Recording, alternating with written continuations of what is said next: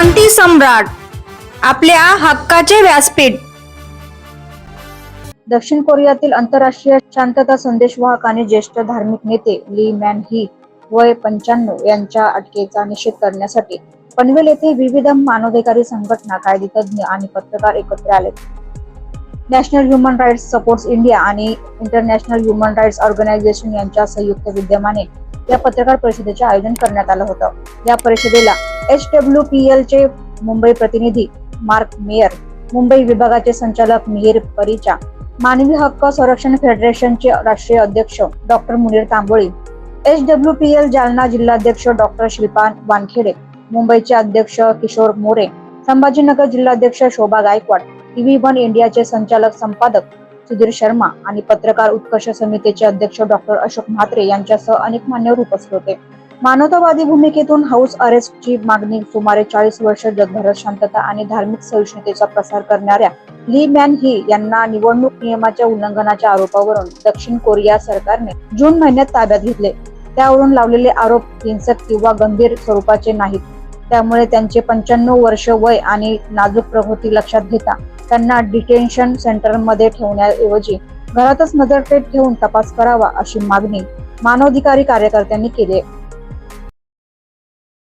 मेरा नाम मिहिर परिचा है, HWPL का एक मेंबर हूँ और प्रेजेंट सिचुएशन जो चेयरमैन ली मैन ही वो फिलहाल अभी डिटेंशन सेंटर में है, 95 ईयर्स ओल्ड है और एलिगेशन अभी तक प्रूफ नहीं हुआ है. तो हमारा एक छोटा सा ये रिक्वेस्ट है through press conference, through media, हम ये बताने के लिए चाह रहे कि उनको एक ह्यूमन राइट्स का जो प्रोटेक्शन है उनको वो मिलना चाहिए और जब तक उनका एलिगेशन प्रूफ नहीं हुआ है उनको हाउस अरेस्ट पे रख सकते हैं हम, क्योंकि उनका एज 95 ईयर्स ओल्ड, उनको डिटेंशन सेंटर में रखा गया है.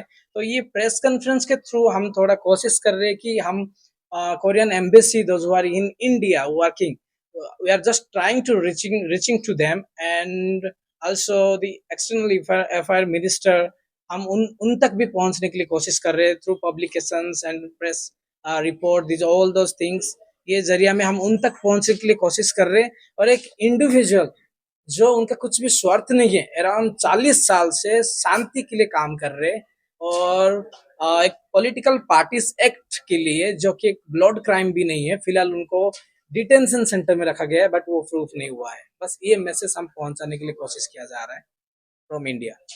Thank you. नमस्ते, मेरा नाम मार्क है. तो आज हमने जो मानहिली, चेयरमैन मानहिली के बारे में पता चला हमको, तो ये हमें क्यों समर्थन करना चाहिए इसके बारे में आप लोगों को बताना चाहूँगा. सबसे पहले तो एक मानवता के हिसाब से हमें सोचना चाहिए. ये दुनिया में हम बहुत ही विभाजित है ना, कोई धर्म के कारण से, कोई जात के कारण से, कोई देश के कारण से बहुत बहुत अलग जगह में हम रह रहे हैं और हम देखते हैं कि यहाँ पे मानवता का उतना हम नहीं देख सकते. किसी को मानवता में लेना देना नहीं है, मगर फिर भी एक उतना बुजुर्ग व्यक्ति है जो 95 साल के उम्र के हैं और उनको ऐसे हाल में रखा जाना हमें अच्छा नहीं लगता है. सुन के भी आप लोगों को अच्छा नहीं लगा होगा और हम भी वही चाहते हैं. मगर अभी समस्या क्या है कि वहाँ की जो सरकार है उनको जबरदस्त रख रहे हैं, हिरासत केंद्र में रख रहे हैं. उनका स्वास्थ्य भी अच्छा नहीं है, उनको घर में भी रखा जा सकता है, जितना चाहे उन लोग इन्वेस्टिगेट कर सकते हैं. मगर वहाँ के सरकार उनको जबरदस्त ऐसे हिरासत केंद्र में रख के ऐसे हाल में ऐसा कर रहा है, तो हमें अच्छा नहीं लग रहा है. और हम भी एक HWPL के एक सदस्य के नाते से ऐसा काम कर रहे हैं. तो हम चाहते हैं सिर्फ हम ही नहीं, पूरा दुनिया के लोग ऐसे मानवाधिकार के लिए बोले, कुछ आवाज उठाए, ताकि कोरिया के सरकार का ध्यान केंद्रित हो और जल्द ही उनको बाहर निकाला जाए और मानवाधिकार का एक उनको रेस्पेक्ट किया जाए. आज जे काही HWPL आहे, ही जी संस्था आहे जी की विश्व शांतीसाठी प्रयत्न करत आहे आणि त्याचे जे काही चेअरमॅन ली मॅन ही आहे, हे 95 वर्षाचे असून डिटेन्शन सेंटरमध्ये ठेवलेले आहे. ही अत्यंत गांभीर्याची बाब आहे, कारण की त्यांचा वयाचा जर विचार घेतला तर ते 95 वर्षाचे आहेत आणि मंडेला प्रिन्सिपल जो आहे ज्याच्यामध्ये सर्व देशाने त्याला सहमती दिलेली आहे की 80 वर्षाच्या वर कोणालाही अशा डिटेन्शन सेंटरमध्ये ठेवता येणार नाही. तर आपण सर्व या देशांना मी प्रोत्साहन आणि आवाहन करते की आपण त्या रूलचं पालन करावं.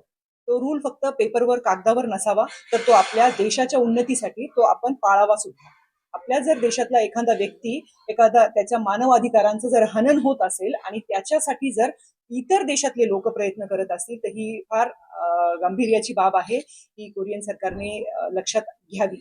आणि भारतीय नागरिक ह्या नात्याने जी काही माझी संस्कृती आहे, जे संत ज्ञानेश्वरांनी म्हटलेलं आहे की विश्व हेची माझे घर, माझ्या विश्वामध्ये जर माझ्या कुटुंबामधील एका सदस्यावर अन्याय होत असेल, तर मानव अधिकार या संघटनेचा एक प्रतिनिधी असल्या या नात्याने मी त्यांना न्याय मिळण्यासाठी प्रयत्न करीन. आणि त्यांना फक्त न्यायच नाही मिळावा, तर मी आव्हान देखील करते जनतेला की प्रत्येकाने त्यांचा सहभाग ह्या मोमेंटमध्ये नोंदवावा. आपल्या सोशल मीडियावर, स्टेटसवर, आपल्या इंस्टाग्राम, फेसबुकच्या पेजवर चेअरमॅन ली मॅन ही बद्दलचा जे काही आत्ताची सध्याची कंडिशन आहे ती त्यांनी पोस्ट करावी आणि जास्तीत जास्त प्रसार माध्यमातून याचा प्रचार आणि प्रसार करावा, ताकी जे काही आमची जी गोष्ट आहे ही संपूर्ण भारतातल्या लोकांपर्यंत पोहोचेल आणि असंच कोरियन सरकारपर्यंत देखील पोहोचेल. आणि आमचं आव्हान आहे की मानव अधिकार संघाच्या जे काही आम्ही प्रतिनिधित्व आहे, आम्ही HWPLचं या भारतामध्ये काम करण्यासाठी त्यांची विचारधारणाचं स्वागत करतो. आणि संपूर्ण देशामध्ये जर HWPL सारखी संस्था जर काम करेल आणि विश्व शांतीसाठी जर प्रयत्न करेल, तर निश्चित ह्या विश्वामध्ये आम्ही शांती करण्याचा प्रयत्न करू शकतो. ही अत्यंत आमची एक पाऊल म्हणजे छोटं आहे, परंतु हे पाऊल येणाऱ्या दिवसांमध्ये खूप मोठं बनेल अशी मी आशा करते. आणि माझ्या सर्व मुंबईकरांना, महाराष्ट्रीयकरांना आणि भारतातल्या सर्व नागरिकांना मी आव्हान करते की जास्तीत जास्त लोकांनी ह्या मुवमेंटमध्ये आमचा सपोर्ट करावा, आम्हाला साथ द्यावी आणि चेअरमॅन ली मॅन ही यांची लवकरात लवकर सुटका व्हावी म्हणून आम्हाला सपोर्ट करावा.